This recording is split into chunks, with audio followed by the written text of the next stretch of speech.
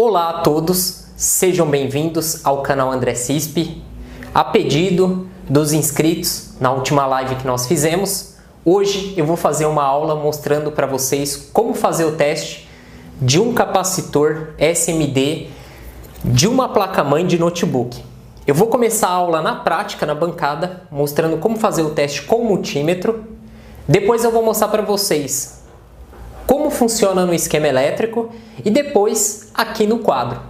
Então eu vou explicar de três formas como que funciona o capacitor de SMD de cerâmica, tá? De uma placa-mãe de notebook, para vocês entenderem perfeitamente e não ficarem com dúvidas, ok? Bora para a bancada! Vamos fazer o teste na prática do capacitor de SMD. Eu estou com uma placa-mãe de notebook, onde nessa região aqui eu tenho alguns capacitores de cerâmica SMD.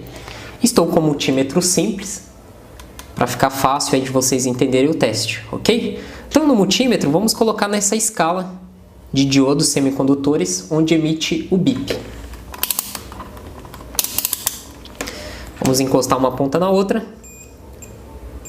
Quando ele emite o bip, significa que os elétrons estão sendo conduzidos aqui nas pontas de prova. E ele mostra aqui resistência zero.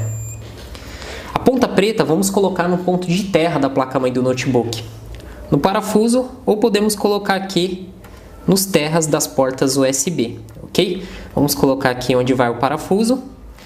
Vamos colocar a ponta vermelha aqui onde vai o outro parafuso, para ver se o aterramento está correto da ponta preta. Então a ponta preta está aterrada. O capacitor de cerâmica SMD, placa-mãe de notebook ou de qualquer outra placa eletrônica é muito simples. Ao encostar a ponta vermelha de um lado, se ele apitou desse lado, significa que esse lado está ligado ao terra. Vou tirar a ponta vermelha desse lado do capacitor e vou colocar do outro lado. Ele não deve apitar. Observem que a resistência está alta. O capacitor ele funciona como uma chave aberta. Desse lado que a resistência está alta é onde nós temos a linha de mais B. É onde nós temos o lado da tensão positiva. Do outro lado, que é o terra, ele deve apitar. Então esse capacitor ele está bom. Vamos ver aqui outro capacitor. De um lado é o terra, ele apitou, e do outro lado ele não pode apitar. Se ele apitar, esse capacitor ele está se comportando como uma chave fechada ou existe um curto na linha. Quando você vem em cima do capacitor, tanto faz o lado com a ponta preta e a vermelha, ele não pode apitar. Ele tem uma resistência alta. Se ele apitar, ou ele está em curto, ou existe um curto na linha da placa-mãe. Agora eu vou dar uma dica muito valiosa para vocês. Eu vou pegar aqui um capacitor próximo ao circuito do processador. Eu vou pegar aqui a ponta preta, vou deixar no terra. Vamos colocar aqui a ponta vermelha de um lado. Ele apitou. Opa, esse lado é terra. E o outro lado ele apitou também. Ou seja, você vai pensar, esse componente está em curto. Ao ir com as duas pontas de prova em cima, ele apita. Primeiramente, a dica importante que eu vou passar para vocês.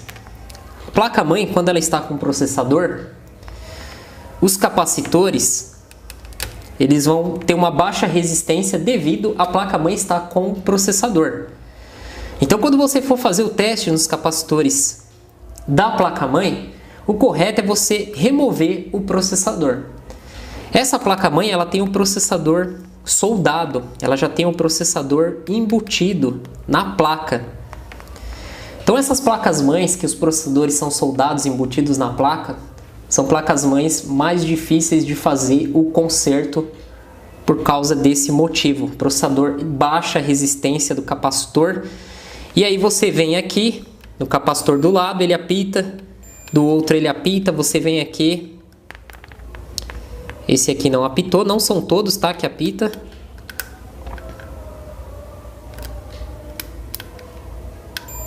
Ó. E aí você acha que todos os capacitores estão em curto, só que o problema é que o processador ele faz isso, ele baixa a resistência. E quando a resistência fica baixa, o multímetro ele vai emitir esse bip, certo? Quando o capacitor ele está com a sua resistência interna baixa e você aplica uma tensão numa determinada parte da placa com a sua fonte de bancada, esse capacitor ele costuma esquentar. Não é sempre que ele vai esquentar.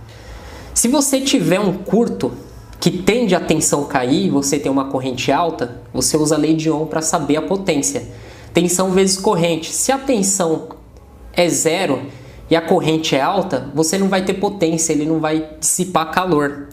Agora, se você tem uma fuga de corrente que tem uma tensão com uma corrente alta, vai gerar calor e vai dissipar potência, ok? Agora vamos para o esquema elétrico. Eu estou aqui com uma parte de um esquema elétrico de uma placa-mãe de notebook. Os capacitores de cerâmica, eles têm valor, tá? Cada um tem um valor. Então, como vocês podem ver esse aqui, ó, o C15, ele tem 0,01 microfarad por 25 volts. O C14, ele tem 0,1 microfarad. O C20, 10 microfarad por 6,3 volts. O C14 aqui, ele tem 10 volts. E como vocês podem ver, ele funciona como uma chave aberta. Aqui nós temos a tensão desse lado, que o multímetro ele não vai apitar com a ponta preta no terra, e do outro lado é o terra. O capacitor funciona como filtro. Então você pode ver que todos os capacitores aqui eles estão de um lado na linha de mais B e o outro lado no terra. Então o próprio desenho já mostra que ele funciona como uma chave aberta. Então quando você vem com o multímetro, ele não pode apitar.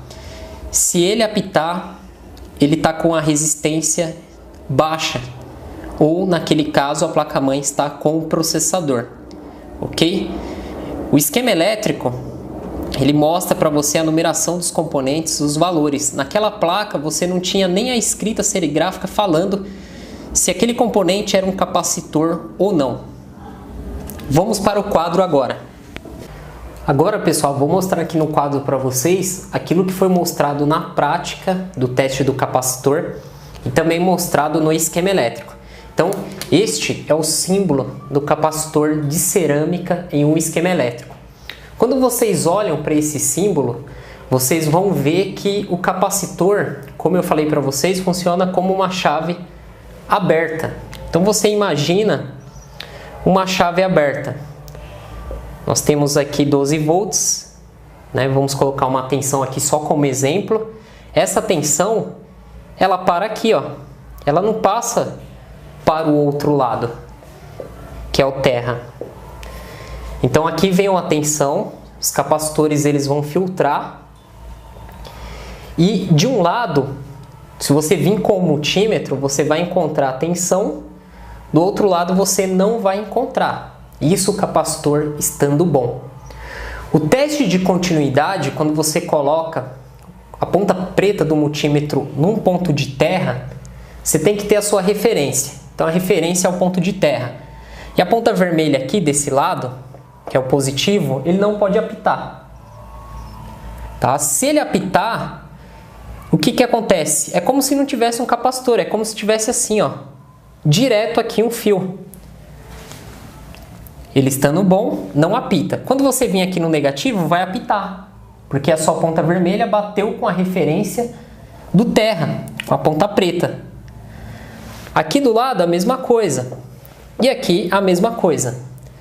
Quando o capacitor, a resistência interna dele fica baixa, então ele vai funcionar como uma chave fechada.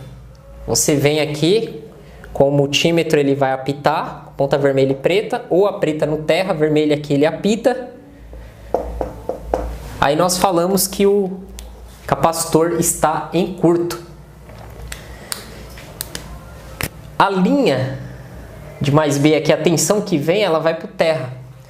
Quando isso acontece, uma placa mãe de notebook, uma placa de celular, que inclusive eu explico isso aqui nas aulas de eletrônica no curso de celular, a placa ela não vai ligar, né? A placa ela não liga. E aí, em alguns casos, o componente esquenta e em outros casos, o componente não esquenta. Ok? Então, esta foi a aula de hoje. Uma aula bem rápida explicando o funcionamento de um capacitor SMD de cerâmica. Tem muitos alunos que vão falar, e a capacitância, e não sei o que. Eu não quero complicar. Com o multímetro, fazendo esses testes que eu te ensinei na prática, você vai se virar muito bem e prestar atenção com a placa que você está trabalhando. Se tem processador ou não, ok? Então, muito obrigado pela atenção de todos. Dê o seu like, compartilhe, divulgue o canal André Cisp, para a gente vir com cada vez mais novidades e mais informações de qualidades a todos vocês que eu tanto amo.